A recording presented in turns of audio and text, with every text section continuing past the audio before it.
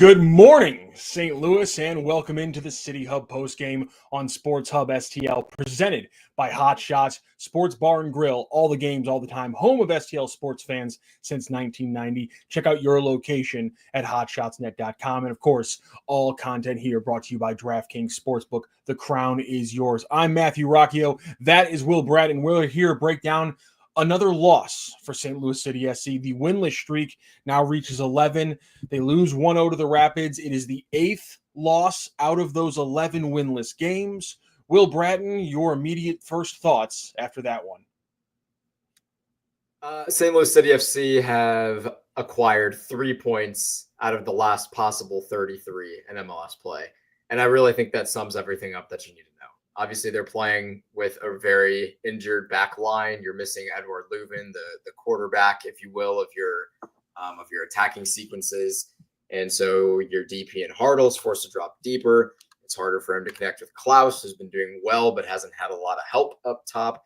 And it's the same story we've seen, numerous times. And, it's just a lot of the same stuff that we've seen lately. And unfortunately, not much is really going to change until players get healthy. If they fire Melberg tomorrow morning, nothing will change Saturday if the same players are available for next Saturday. So obviously fans are going to want someone to be held accountable. That's just natural as a passionate fan. But I think firing him right now really does nothing when you haven't had Kessler back. And you haven't had Nielsen. You haven't had Giannis Horn. You haven't actually had him, at least. You had him for 45 minutes. You haven't had Tomas Totland in forever. And now you're missing Leuven too. You have Durkin back, and that's helpful. But it's just a lot of the same old, like I said. So yeah, that's kind of, and I think the big problem is that we saw a lot of the same things just creeping up that we saw in previous games. Just the same little mistakes, the same defensive miscues that lead to everything that happens in the moment. It was the same old, and while there are some things to look at that were a little bit better, it's bottom line is you have to start producing at one point, and W's and L's are the difference maker. And right now the W's aren't coming and the L's keep stacking up, and it's hard to have any excuses for that. Yeah, absolutely. I mean, you have a prime opportunity to take a 1-0 lead early in the match. And by the way, St. Louis came out very strong, I felt like, in this match. I felt like they dominated the first 20 minutes straight. Then they kind of fell off a little bit.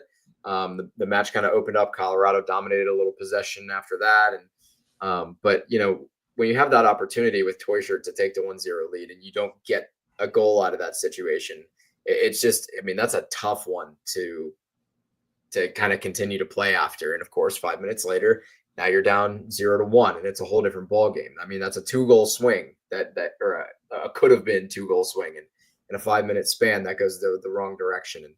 And for a team that's winless in 10 at that point, and trying not to be winless in 11, it's hard to kind of claw your way out of that hole.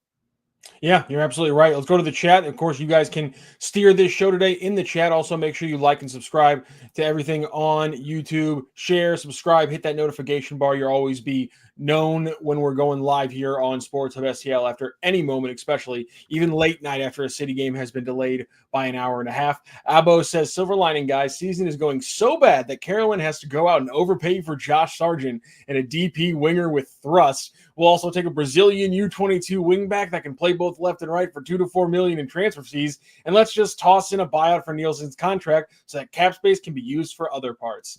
I wish I had your level of positivity, but you might get one of those 4 things you asked for, and it's probably going to be, you're not going to get any of those. Yeah, no, you're not getting any of those. Nielsen's not going to get bought out.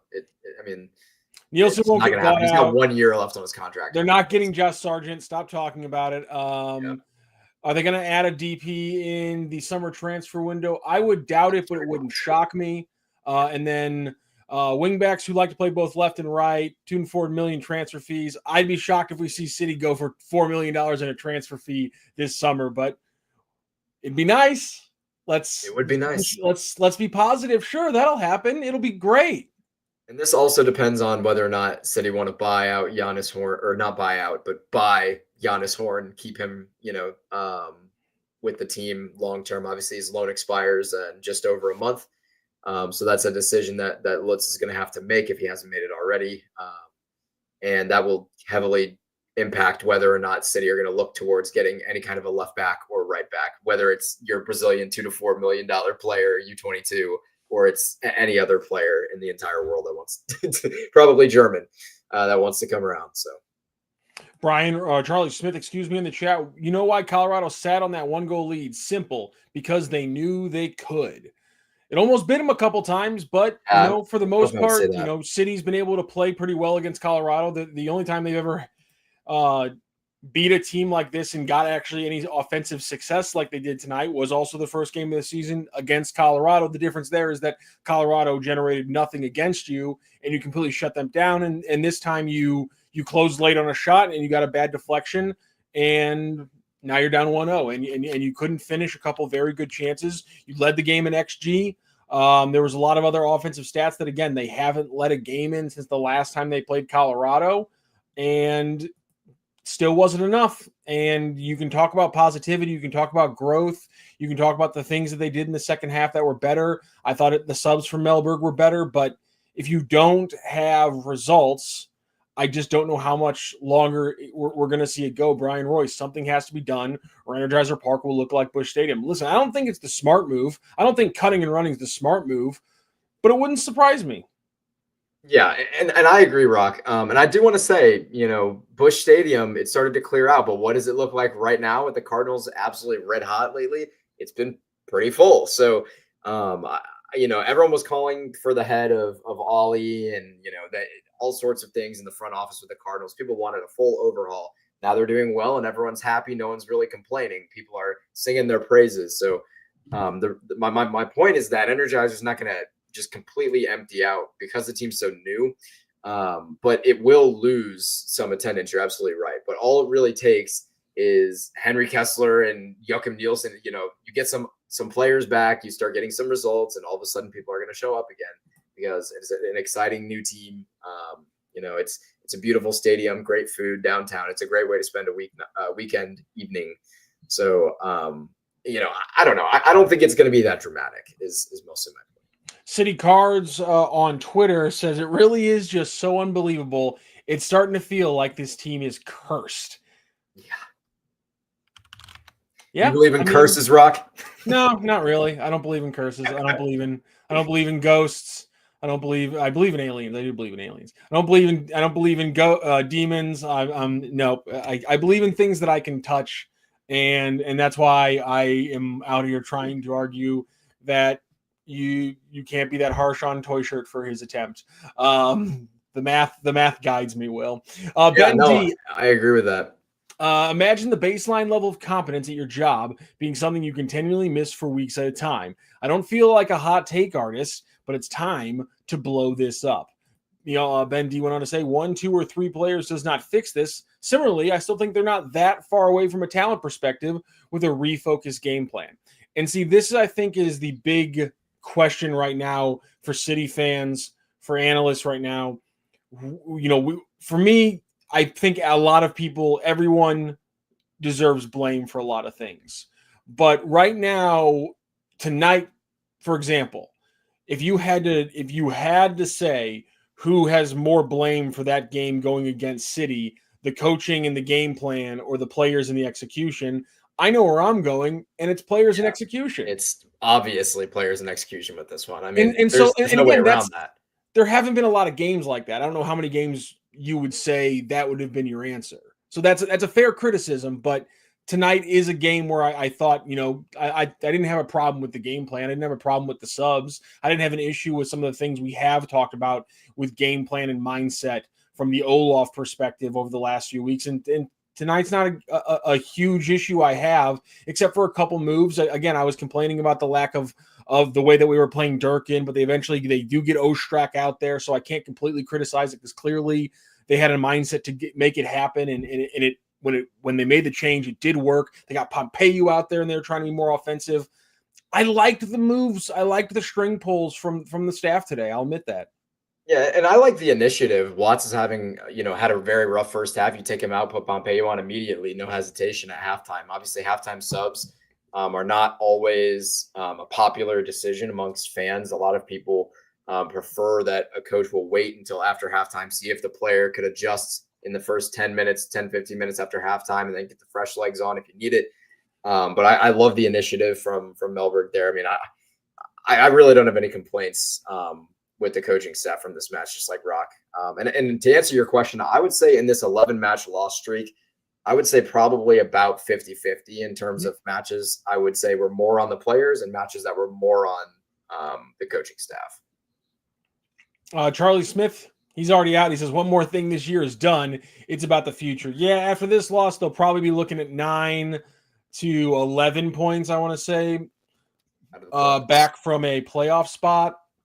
So, yeah, it does start slipping away. You know, if they win 3 or 4 in a row and other people lose, it's a different conversation. But to Charles Smith's point, their ability to control their own destiny is essentially at their fingertips and about to finally, you know, kind of flit into the wind.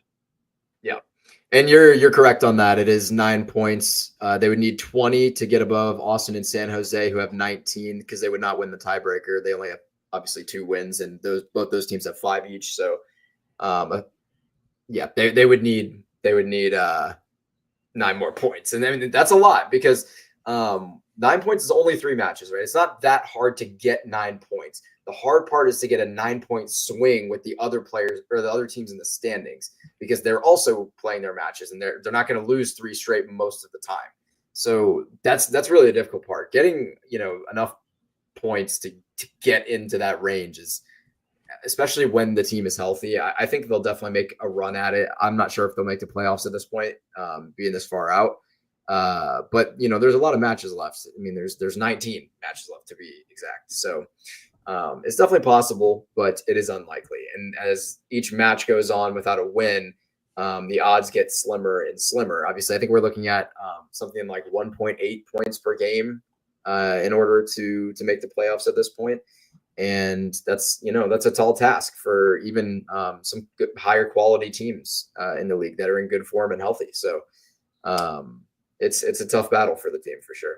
For reference's sake, 2023 City scored across the entire season 1.65 points per game. So, you know, you just gotta have a better rate than they did across the whole season when you were actually a good team. A little bit tricky. Aaron Ed providing us a quote from Olaf Melberg here. I was listening to it in my other ear, trying to pull away some big things. Not nothing too shocking from Melberg or anything like that. But I think, again, we could have been a little bit more determined in the first half. We had a lot of possession we could have used better. Speaking of that first really agree with that. half, Will Sutton says the starting lineup was trash. Let's talk about the first half here a little bit, because I just don't think he can do anything else with the starting lineup. With the injuries he had, no Horn, no Kessler, no Nielsen, no Leuven, obviously, because he played 90 and he wasn't in Colorado. Unless you really believe that this team is going to be that much better with Pompeu starting the full 90, and I am partially in that camp, I just don't think that was necessarily the issue. The players that he put, you know, the defense is not great to look at in the starting lineup, but he can't do anything about that. And at the other side, I just Teuscher, Klaus, Hartl had solid games. Maybe you can argue, you know, you want to see Pompeu out there in an offensive form, but I just don't think you're going to get a fourth, you know, full-on attacking player to start out of the gate, because the defense has shown they can't shut things down completely. Exactly. So that's the problem with a lot of people think Celio Pompeu is being punished from the LAFC giveaway goal. And while that is kind of, you know, maybe the case for the match after, I don't think that's the case now. The issue you're running into right now is, if you're going to put Pompeu on the pitch and still keep like your best attacking core out there, you have Pompeu playing like the left wing back essentially. And the problem with that is when you have Kyle Hebert behind him, and then you know, your center backs paired with him are Yarrow and Baumgartel, you don't have enough defensive quality to sacrifice having a more defensive left wing back than Celio Pompeu. Because yes, he can bring the attack, but he's not as reliable defensively. And so it's not that he's being punished, it's that the team literally has their hands tied with these injuries. There's nothing that they can do for the most part, unless they're willing to take a really stupid risk that could end up biting them in the ass and see a 5-0 loss. And then the fans will say, oh, well, that was Melberg's fault. He shouldn't have done that. And, it's just it's a lose-lose. So you have to play, to your best strengths. And for me, I think Melberg's making the right decision of prioritizing defense first. Low scoring games are fine when you're this injury riddled. You don't want, the match to be wide open. You want to pick and choose your battles and stay compact as a team, because you don't have as much individual quality to just win matches with like somebody like Brian White for Vancouver, for example. You don't have a Lionel Messi on this team. You don't have anybody that can just take over a match, and Evander, any of these types of players. So I think it's the right decision for Melberg, and there's not much else that he can do in the end. We get a chat here that I've seen a lot. This has been a topic tonight. This is oversimplifying the situation from Doggy's season ticket holder. But if they had anyone who could finish, this team would likely be in the middle of the playoff group. Listen, Simon Bescher's having a terrible year finishing the ball. Cedric Teuschert's having an extremely average year finishing the ball. Tonight, the City got 3 shots that were higher than 10% on XG, 0.10. They had 3 attempts. It was Durkin's header at the very end of the game. It was Baumgartel's shot off the corner in the 13th minute, and then it was Cedric Teuschert's miss, which again, Cedric Teuschert's miss was 0.63, a 63% chance on when XG calculates it as a chance. And when he put it on target, it was a 76% chance, which means where he put the ball increased its ability to become a goal from where it was. So people want to complain about Cedric Teuchert all they want. The fact of the matter is it's a nuts save. Berkey's made 1 save relative to that where he stopped a 0.64 or higher XGOT. Berkey has 1 save this year on that one. And so it was an incredible play by the goaltender. The Hartle one, I don't know how people want to complain about that one. It's just they created a lot of chances. They didn't hit the one they really needed to. And in fact, they probably created less big chances this game than they did last week when we were, talking at the very end of the game of them scrambling for one. It's just, I still think, and again, this is also oversimplifying the situation in my statement, but if they had anyone who could consistently feed the ball into the box, this team would be in the middle of the playoff group. That would be my reform of Doggy season ticket holder statement there. Yeah, and I agree with that. It's not a lack of ability to finish at the end of the day. It's just form and finishing. Finishing is the most rhythmic part of the game. Anyone who's ever played can tell you that. Any player, if you ask them in the presser, they'll tell you that. They'll always talk about getting in form, getting in rhythm. I know Klaus has even talked about that. I want to say at the end of 2024. And that's just how it goes. Like, finishing comes and goes. It's in spurts. And right now, City doesn't have anybody on the team who's in that rhythm for finishing. And so it's tough because you don't get the ones you need in those types of situations. Even if they are high XG or low XG, sometimes there's just that one chance that you got to take, and you don't get it. And that's just the way the cookie crumbles. You know what? If we really had our things going, as soon as you said that, I would have hit just the Eminem drop right there. I would have just hit Lose Yourself right in that moment. It would have hit perfectly. It would have been a whole moment, but I completely missed it. I didn't have it ready. And you know what? That's on me, Will. That's on me. But you want to talk about taking a chance? Well, I have a way that you can take some chances, and that's with our friends at DraftKings. Yeah, you know where I'm going with this one, Will. Oh, yeah. Promo code STL Sports. It is, of course, DraftKings, one of the sponsors of all our content right here on Sports Hub STL. And of course, it is summer, which means it is baseball season, which means it's time to have some fun. Think of DraftKings Pick 6 like your fastball right down the middle. That means you're just going to tee off on it and win some cash. Easiest way to play for cash and take a shot at a big win.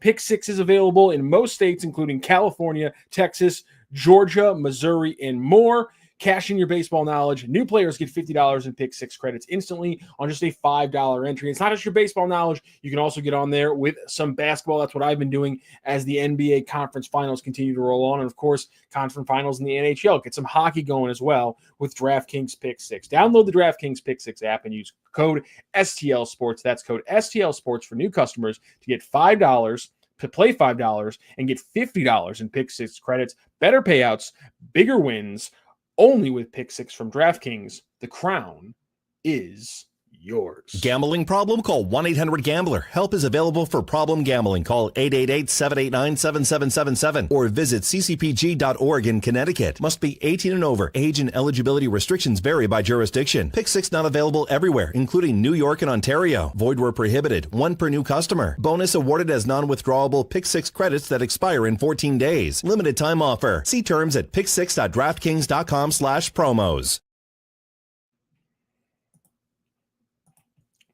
City Hub, STL, City SC, winless in the league as it reaches 11. They lose 1-0 to the Rapids, and just been a rough night here. Let's keep going to the chat as they are getting involved, and you can always get involved here. Make sure you subscribe and share on Sports Hub STL. Adam Welly says, you're right, doggies. There has never been a true finisher in a City uniform. Yeah, I that's the one detriment to playing the whole DP team mentality, is that the players that cost the most, the players that are always going to be DPs, are going to be the highest level strikers. And I know people complain about Klaus. I think he's a damn good player, but he's not the clinical finisher. Some people are obsessed with wearing their 9 shirt, and that's just going to be a personal preference thing. I'm never going to break that down with these guys. Yeah, and that's completely understandable. And at the end of the day, though, I did go ahead and confirm your theory on more big chances in the Minnesota match versus tonight against Colorado. There were 4 against Minnesota and 1 tonight. The one night would have been Cedric Teuscher's chance. That's no surprise. There's no surprise there.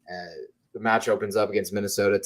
Tonight's match was very this was probably the funniest thing I've ever seen on an Apple TV broadcast. I don't know if you noticed this. They showed the momentum chart, and there was a little peak of St. Louis at the start of the game, and the rest of the entire match was colorless. There was no momentum. Yeah, it was. I don't think it was the correct thing, because it was only showed halftime, and so I think somebody in the graphics department might have messed that one up.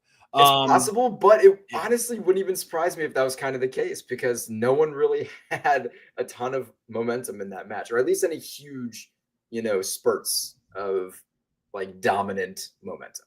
Doggy season ticket holder back in the chat. I'd throw Silva up top. What do you have to lose? He has more pace and can actually provide pressure on balls through and over the top. The Klaus experiment should have ended after last year. Your chat should have ended after the word top, because you had a good point going, and then you just absolutely just drove it into the freaking ground, because Klaus is not the problem. And also, the experiment couldn't have ended last year. Clearly, when you watch, and I'll go over this again for the billionth time, when you watch City play, they are better when he plays than when they are not.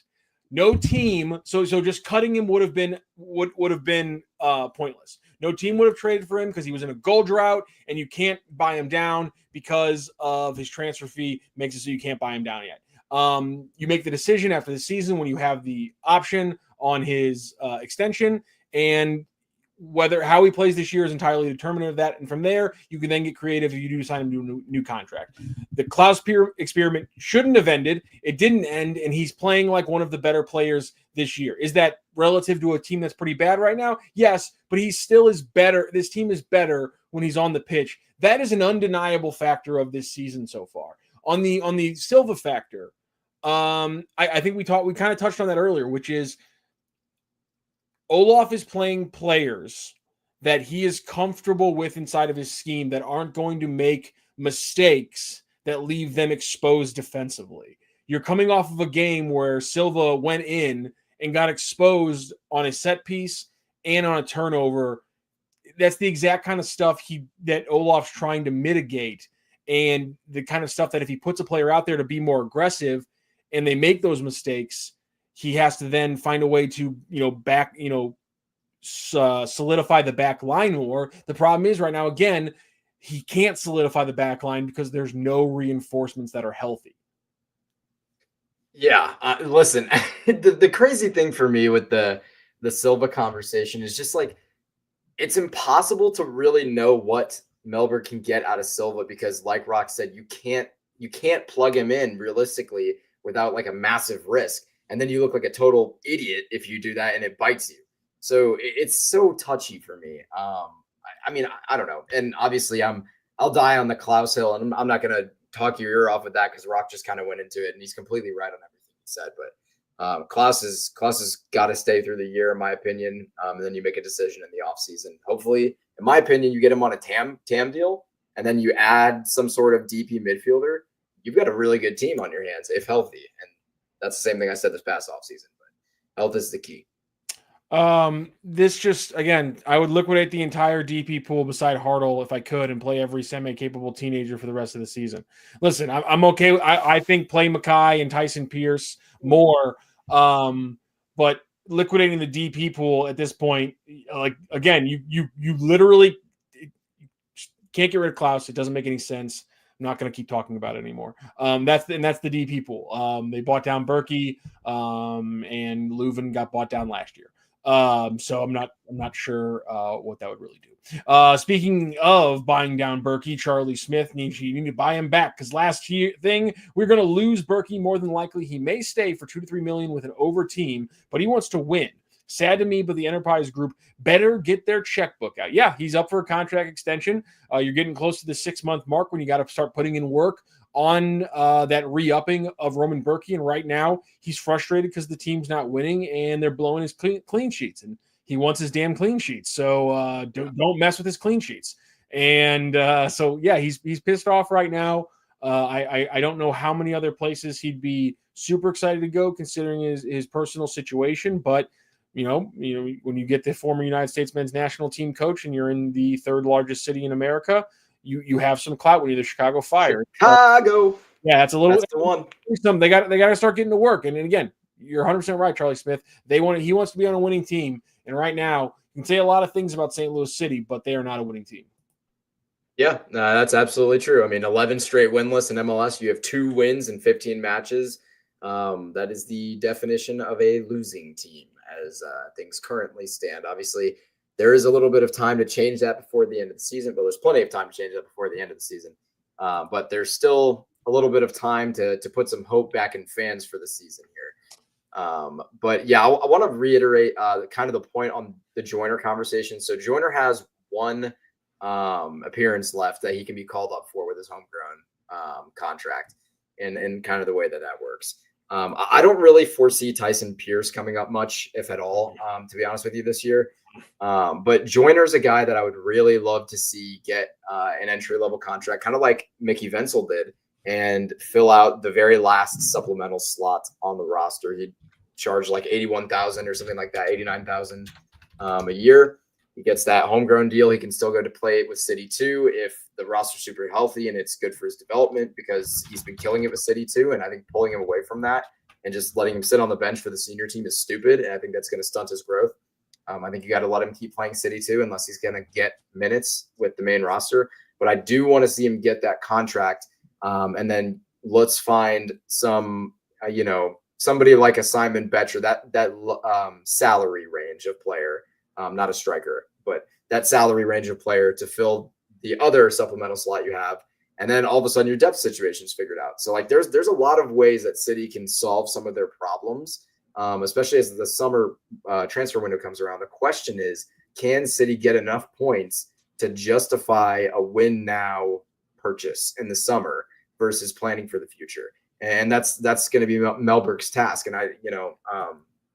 his job's also on the line. So, I mean, he's going to want to win now, obviously. He's not going to try and play for the summer window. So you got to try and get the value you can out of who you have now. And maybe you get yourself back within a few points of a playoff spot and things look very different when you get healthy. You just got to get a few of these wins in this 11-match winless streak that you didn't. And so now you're in a hole. And it's a tough one to claw out of for sure. But only time will tell if City will be able to do that with the return of players like Leuven, Kessler, Nielsen, Horn, Totland. Totland's been honestly the most unfortunate one just because of how thin the depth is at right wing back. So Durkin's back. We know Kessler is relatively close. We know Nielsen and Horn are close / shouldn't be out for long. And so we'll see how things go with the Snowman and his frozen roster. All right, well, let's talk about the big question here in just a moment. But before we do, let's talk about our friends over at Hot Shot Sports Hub. STL postgame shows, including City Hub postgame, are brought to you in part by Hot Shots. And they invite you to come out to their St. Charles location on Sunday, June 1st to celebrate their 35th anniversary. The fun starts at noon with the parking lot party featuring Budweiser Clydesdales, picks with Rizzuto and Rafe, STL City celeb bartenders. It's going to be Celio Pompeo and Tomas Totlin are going to be out there. You can, if you're a big soccer fan, you know that the Ambush mascot Bushwhacker will be out there. Prizes all day. Sample teams serving you all the great Hot Shots food and fare. Prizes will be given away all day long. There's a dart tournament at noon, a bags tournament at noon, plus my favorite thing, a chance to win Hot Shots tacos for a year. And what do you got to do? I think right now the plan is going to be eat the most tacos in 10 minutes, or who can finish like 10 tacos the quickest. So if you have the stomach for it, get out there and win yourself Hot Shots tacos for a year. It'll be a good year for you if you can walk away a winner. And if you can't, it'll be a great Sunday for you. That, again, Sunday, June 1st, starts at 12 p.m., goes all the way to 6 p.m. Get out there and help us.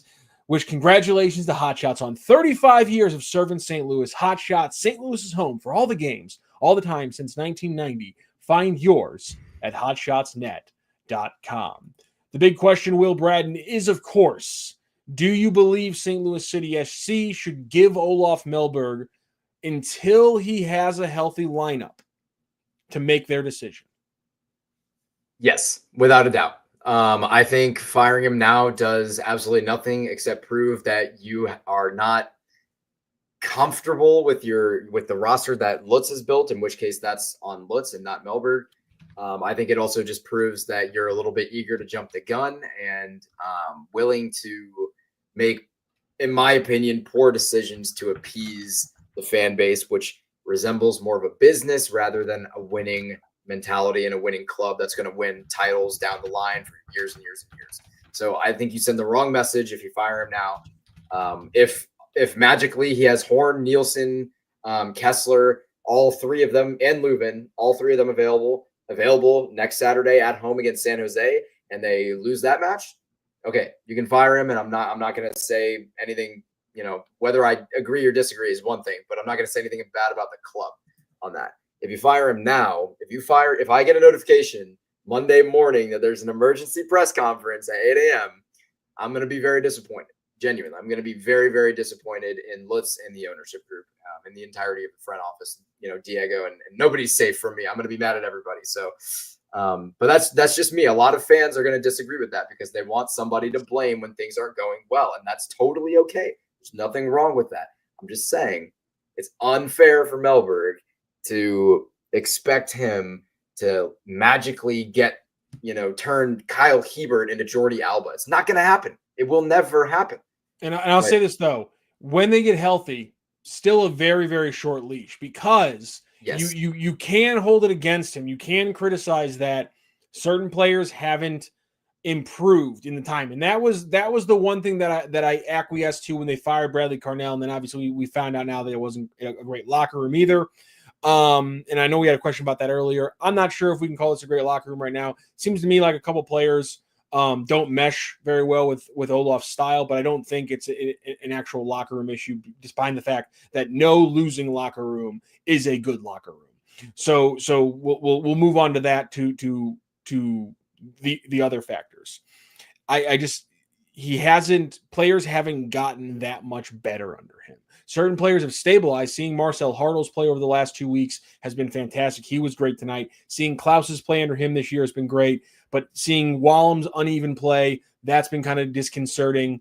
And seeing that, despite the fact that we shouldn't expect these backups to completely step up and play to starter quality level, other than Kyle Hebert, we haven't seen even improvement from these guys. And is that partially because they've been exposed to a lot of minutes? Maybe. But we saw progress from Akil Watts in the preseason. Haven't seen it in game. Actually, a really good point. We see 60 minutes of good Yarrow play, but it's usually then paired with 20 bad minutes. And so it's if they give him the time until this team is healthy, there better be a couple instances of 3 points stacking quick, or else I wouldn't be shocked if all of a sudden one W within the middle of a good run it actually ends things, because there hasn't been that amount of growth. And that leads me to say one of Samuel Howe's points. sounds like Olaf trusts experience over youth. And this is, I think, I'm glad that Samuel Howe used the word trust, because I think that is undeniably true. And I think especially when you're in the point he's in, where his job's on the line, I think you're going to trust experience over youth. I think defensive-minded coaches, maybe stereotypically, but it kind of seemed like it plays out that defensive-minded coaches usually don't trust youth players as much, probably because in almost every sport that is a two-way sport, players' defense lags behind their offense for most players. And so I think that's probably why we see that. It's ironic and it's interesting that he says that, because one of the biggest things that got Olaf here is that he was managing successfully one of the largest youth setups in the entire world at Brahmas Poskarna, which was the club in Sweden before he came here. And so that's one of the biggest youth outfits in the entire world. They're a feeder club to the entire country of Sweden, despite not being a very big club themselves. And so I have been a little bit surprised by his stubbornness to not use certain young players. But at the same time, when he has used certain young players, they haven't like completely jumped off the page. People immediately jumped onto X last night and said, why is Mekhi Joyner not getting more minutes if he can do this? Well, because it's a pretty big jump between the MLS. Yes, it's a huge jump between MLS 2 or MLS Next Pro and the MLS. And so there's a reason why Mekhi can do that at that level, but can't do that when he gets 30 minutes at the winger spot off the bench for City. Would I want to see a Mekhi start? Sure, but I understand why we haven't. Yeah, and I think you made like a really good point about Melberg with his youth program. I would almost argue that his experience managing such a massive youth feeder program and just working with all these young players provides him more insight on when a player is ready. And it's maybe not that he doesn't trust the youth. It's that he knows the difference between a player who's ready and a player who's not ready. And he doesn't feel that the players that we have in our youth system are ready to be consistent MLSers at this point. And I would agree with that sentiment. I don't think we have any young player right now. Miguel Perez, we have Joyner, we have Pierce, we have Glover, McSorley, Jaskalainen. We have all these young players that have very high ceilings. They're talented. They're doing well in City 2 and MLS Next Pro. But I don't think any of them are ready to be a consistent MLS player at this point in time. And that doesn't mean they won't be in a year or two. But right now, I don't think they are. And I would think that Rox actually made a really, really good point with that, because it almost makes more sense to me now saying it out loud, because Olaf is more qualified than anybody to determine if they're ready or not. And so when they bring these players to trainings, by the way, for fans who don't kind of stalk the training sessions on social media, a lot of the time City 2 players, and numerous of them will join as practice players with the senior roster team, and they'll come for trainings. So, a lot of, the draft picks have been involved in that. A lot of the homegrowns have been involved in that. So they know the team, and Olaf knows these players very well. And he's the most qualified of anybody to determine if they're ready to make that jump to the MLS. Obviously, he hasn't been in the MLS that long, so that could be a counter. But he knows the level of play that it takes for a player to be ready to compete with adult professional players. And so I don't know. I think that's a really good point by Rock, and that's good food for thought. Yeah, and I just think to your point there, because I had this discussion earlier on X during the game where somebody was complaining about not seeing different center backs, and I'm just like, okay, everyone's hurt. Who do you want to see? And they're just like, well, then I don't know what he's.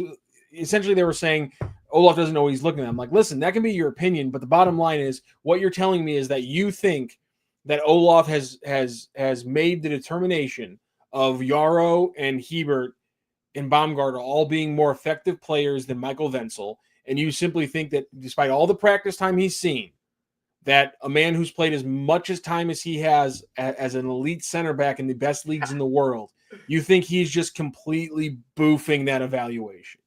You just think he's completely screwing the evaluation of Yarrow versus Wenzel. Listen, if that's your opinion, that's fine. I just think that goes against basic logic and common sense, but that's just me. I completely agree. And I said almost that exact same thing verbatim. I wonder if we were replying to the same person. I said almost that exact same thing verbatim earlier this evening. Yeah, it's on X and listen, as if you truly believe, and to Abo's point, Olaf was an obscure experimental hire, because Swedish national team is just hiring is just interviewing a bunch of scrubs. Since he had 3 coaches in their first 2 seasons, 2 GMs in 3 years, Olaf was an obscure and experimental hire. If behind the scenes he's losing the team, I see no reason to sink more time into this. Okay, first of all, we don't know if he's losing the team. I don't believe he is. Second of all, I think Cincinnati's a really weird example. Yes, did they win? Were they the best team in the league in 2023? No doubt about it. They have hit the ground running. They have dominated the last 3 seasons. No doubt about it. But they also hit on Luciano Acosta, who I do want to kind of point out had left the MLS after having one huge season. And then he had another season where he completely flopped at DC United, goes to the Mexican League, does nothing, comes back, and he hits the ground running at 27, 28 years old. He's been fantastic with Cincinnati, but I just think that looking at all that inconsistency and saying that's what got him going again, no, they hit on a 27-year-old who came back for his second stint in MLS and turned into one of the best goal scorers across their championship season and last year. I think that's a very situational pick to just kind of grab at with Cincinnati, but that's just me again. I also think they kind of lucked into the success of Pat Noonan a little bit as well. He's a 44-year-old guy. He's really young. How dare you? What the hell did you just say? Oh God, I'm sorry, everybody. I'm so sorry. I'm not sure what you keep the name of Patrick John Noonan of Baldwin, Missouri out your mouth. He's a young guy, and he's been a phenomenal coach for them, but he wasn't the most proven coach before joining Cincinnati. And so, it's not like you hired a Chris Armas or Wilfred Nancy there in Cincinnati, someone who was already very well established. And, listen, Cincinnati's a great team, and City could learn a few things from that in a variety of ways. But it takes a little bit of luck in this business. I don't know. Everyone was saying Olaf must win. Now there's waffling. Listen, I think my whole entire statement earlier this week, and you can go back and listen to the Randy Carricker show featuring Brooke Grimsley. Samuel, you listen to the show. I know you do. So don't call me a liar on this one, because I know you were listening. And I know what I said, which is why I framed my question to Will the way I did. I have been saying the entire time, I need to see Olaf with a healthy roster before I determine whether or not he can do it or not. Because, and there's a situation I pointed out on X, and I'll point it out again here on the show. There's moments where, a great moment where Hartl hit a long ball from the back. It gets to Klaus. Klaus does a great job of handling it, kicking a through ball to Seti. Seti gets on the edge of it and throws it across the face of the goal, and Chris Durkin almost puts it in. If that play set was just Leuven setting it up from the back, and then Hartl making that run, if we just had those guys in those spots, instead of it being Hartl in the deep and Durkin having to make a run, I can't imagine how much more effective this team would be in those moments. And I simply need to see that before they make the decision on Olaf Melberg. That's all I'm going for. Listen, people can waffle, but they're probably waffling because they played a good game. And they lost again, and I know people are going to hate hearing that phrase, but they played a solid game, and it's annoying to say, but that's why it takes a little. It's hard to pull the trigger. I think it's hard to pull the trigger this early, and I'm sure it's hard to pull the trigger for Diego and Lutz and Carolyn, who sat there and have all the research about Olaf. They maintained when they hired him that it was an extremely thorough process to find him, that he was the right guy. And so I'm sure there's a level of stubbornness as well. And whether or not that stubbornness will doom them or kind of end up being a good thing, we won't know for a very long time. Yeah, that's very fair. And I also, there's a part of it where it comes down to kind of trusting yourself for, I'll call them the hiring group, so I don't have to say their names a million times over and over and over again, like I'm trying to get them to spawn in the mirror. But the hiring group, I'll call them, they got to trust themselves too. They made that decision, like Rock said. A lot of research went into it. They didn't jump the gun and just panic hire somebody when they fired Carnell. They let Hackworth do his thing, and then they let Hackworth make a case for himself too to be the head coach. Should have hired him. Yeah, well, that's a separate discussion. But they had their research, and they opted to not do that, despite the fact that Hackworth obviously made a good case to be hired. And in fact, I was on the hire Hackworth train for not a ton of time, but for a period of time. I was on the hire Hackworth train as well. So there's definitely a part of it that's got to be trusting your gut with the hiring crew. And for that reason, like Rock said, they might be stubborn to pull the trigger unless they see very damning evidence, which in my opinion, they have not because of injuries. So, everything comes back to the same conversation, and it's a frustrating conversation for fans because there is no solution. There is literally no solution except time and getting those players back and healthy. That's the only point at which we'll know whether or not the players need to be sold, and we got to clear house. If we need to clear the front office, there's no way to know until the players are healthy and actually playing. Yeah, that's kind of where I'm at as well. And I know, again, people aren't going to be happy about us not saying completely just fire Olaf, but my overall thought process on all sports, stability is usually a good thing, and you have to separate execution on the field and execution in the meeting room and those things. And you can't just ball all of them together. And clearly they're not succeeding. They're not executing enough in any of those areas, but you can't get enough of a look about the reality of this team, either the build or the strategy, with what you've seen so far. Olaf has had to change things week to week because of the injuries. We already seen that the best thing they had going for them off the rip was the defense, and immediately, as soon as Henry Kessler goes down, we see how different that is. We see how different the offense has been without Leuven when Hartle was uncomfortable. We saw a more comfortable Hartle. We see a more locked-in João Klaus, and we see how much more productive the offense is. The problem is that they're still getting moments. They're still creating moments, but that last killer thing that I've been talking about for the last 2 months still isn't there. That's how they get so many chances today that are just 0.04, 0.06, 0.09 XG attempts and not better ones. Why, again, there's one big chance tonight. Well, there were 4 against Minnesota because they didn't find a way to take that extra chance to put that final ball, that killer ball, into the box. And that's what's holding this offense back. Is that the players? Is that the injuries? Or is that the scheme? That's the question you have to answer for you to decide whether or not you want Olaf gone right now. Yeah, I completely agree. And honestly, I think one of those can be thrown out the window, it partially at least, and that is the scheme. Because if you're genuinely thinking that changing the formation like it's FIFA, and Rock actually made this comparison to me the other day. We were sitting at the studio, and it was yesterday actually. My God, this has been a long day. But yesterday we were sitting at the studio, and he was talking about FIFA and how, because of FIFA and the way that game works, a lot of folks these days think that changing the formation magically changes the dynamics on the pitch and the way the players play. But in reality, it's really each individual player and their style that determines the dynamics on the pitch for the most part. Obviously, your coaching and your system and your expectations in certain scenarios will play largely into this, but magically changing the formation is not just going to fix things for City. I mean, we've seen that. We've seen them try different formations. We've seen 3-5-2. We've seen the 5-3-2. We've seen the 4-4-2 even. We even saw the 4-5-1 for a half, I think, earlier this season, if I remember correctly. I might be wrong on that one, but he's tried different things.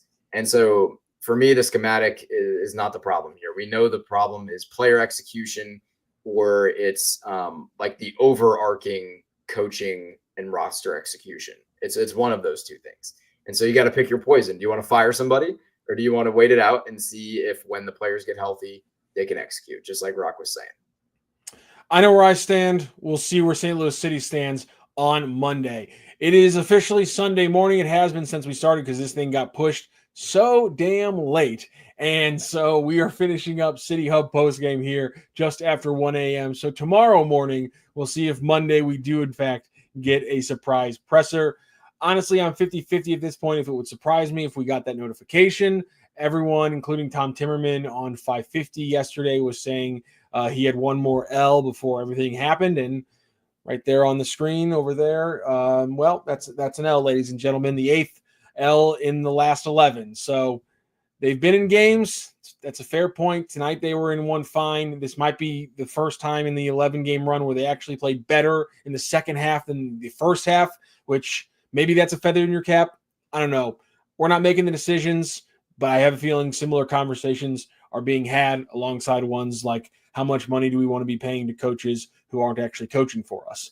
All these factors go in, and that's why it's a fun conversation to be had. And we'll continue it on Sports Hub STL later on this week. But this will wrap up City Hub postgame. Thank you to everyone in the chat. Make sure you like and subscribe. Share the links every time we go live right here on Sports Hub STL and City Hub postgame.